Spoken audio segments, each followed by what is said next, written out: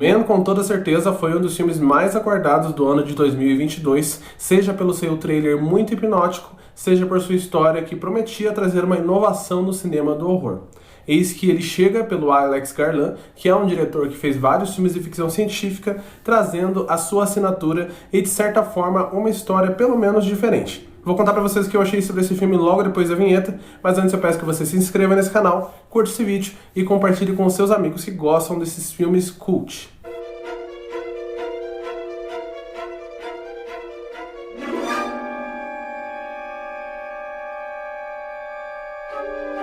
Tudo bem, pessoal? Meu nome é Diego Ferraz, sejam muito bem-vindos ao canal Cripteca e hoje a minha crítica será sobre o filme Man, do Alex Garland, diretor esse que já fez o filme Ex Machina e também o filme Aniquilação, ou seja, ele tem um pé inteiro no ficção científica e agora ele vai um pouquinho pro terror. Vou falar pra vocês que nessa primeira parte eu não vou dar nenhum spoiler e logo na segunda eu aviso a vocês, eu vou tentar esmiuçar esse filme como eu o entendi. Aqui a gente vai conhecer a personagem da Harper, que é casada com o James, e logo no início a gente já percebe que o casamento deles está com vários problemas e ela está prestes a se divorciar. Eis então que ocorre uma grande tragédia e ela acaba perdendo seu esposo em um trágico acidente, se eu posso dizer assim. Ela decide então alugar uma casa no Airbnb para se reconectar e eis que ela chega numa casa colonial muito bonita, distante de todos e de certa forma muito estranha. Quando ela chega lá, ela é recebida pelo Harper, um homem muito atípico, claramente interiorano, e que começa a mostrar todas essas dependências e essa casa tão gigantesca. Conforme ela passa seus dias nesse lugar, ela percebe que, além de toda aquela beleza, há alguém que a espreita e a persegue. Eis então que a gente entra num filme muito atmosférico sobre culpa e principalmente um filme muito metafórico. Vou dizer para vocês que se eu fosse dividir esse filme em 3 atos, o primeiro ato eu chamaria de sono, o segundo ato eu chamaria de tédio e o terceiro ato eu chamaria de estranheza. Esse filme é muito parado no seu início e essa lentidão se arrasta até os 45 minutos de filme, com uma cena ou outra dando a intenção de que nós estamos realmente assistindo um filme de terror. Quando o terror começa a acontecer, eu me senti um pouco estranho com essa história, que não tem pé nem cabeça, mas ao mesmo tempo fui juntando as pistas que o diretor foi jogando para eu entender, de modo geral, o que é esse filme e sobre o que ele trata. Aqui a gente tem um texto muito pretensioso que fala sobre diversos problemas, como o machismo, o papel da mulher na sociedade, a culpa que os homens jogam sobre as mulheres e até mesmo a abstenção de culpa dos homens quando cometem os seus erros. Eis então que a gente tem também um texto que fala principalmente sobre a voz feminina, mas o modo como isso é entregue pra gente e o modo como todas essas problemáticas são postas à mesa, eu acho que não foi um modo muito claro e foi um modo bem impreciso. Finalizo dizendo que esse filme é muito diferente e atípico e talvez não vá te agradar de imediato, assim como não me agradou, mas não é um filme que é para ser jogado fora, ele não é uma bomba completa, mas com toda certeza ele é um filme que não vai ser lembrado por muitas gerações. E agora eu vou entrar na parte com spoiler, eu pressuponho que você tenha assistido o filme a partir desse momento, ou pelo menos que você não ligue por algumas dicas que eu vou contar do decorrer da trama.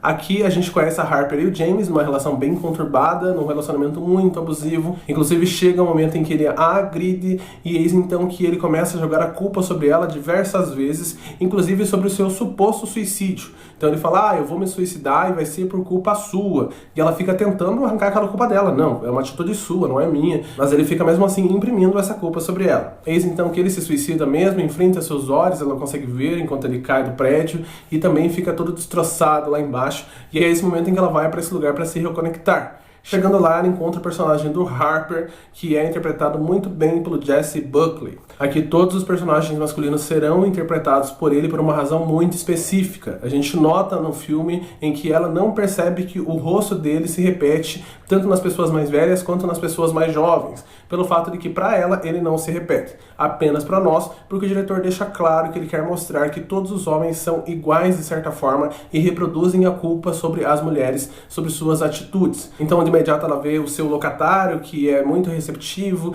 e tem essa ideia meio boba de super-herói que vai salvar as mulheres. Posteriormente ela vai ver um policial que desacredita de tudo que ela está falando quando ela conta que está sendo perseguida e meio que a ridiculariza, colocando a culpa nela sobre isso mais uma vez. Posteriormente a gente tem a figura do padre, que é uma figura muito escrota, que quando ouve a sua confissão, imediatamente a culpa pela morte do seu marido, que é aquilo que ela está tentando deixar de lado. E também temos uma criança. Essa figura para mim pelo menos representa a parte infantil da masculinidade, que quando vê uma mulher forte se desespera e imediatamente começa a xingar e começa a vilipendiar. Eis então que no final desse filme, que é muito estranho, a gente vê uma cena que é o de body horror, quando um dos personagens começa a dar à luz a outros personagens, e é uma cena muito gráfica. E isso pra mim, pelo menos, mostra que os homens acabam se reproduzindo a todo momento, seja no momento da educação, ou seja no momento da passação de pano, que é jogada de um para outro. Esse filme tem diversos subtextos, talvez você tenha entendido outras coisas, talvez eu tenha falado um monte de bobagens aqui,